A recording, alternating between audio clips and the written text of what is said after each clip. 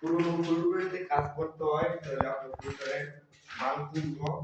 আর পুরো কেন ফাটল ধরে এই জিনিসটা এই কারণে ফিল্টার এই ফাটল ধরে ফাটল ধরে যদি আপনি ওই যে আগের যে ফিনিশিংটা আছে ফিনিশিং করে দিব ফিনিশিং এ সরানোর পরে আপনার ফুলের কাজ করতে হবে আমার ফিনিশিংটা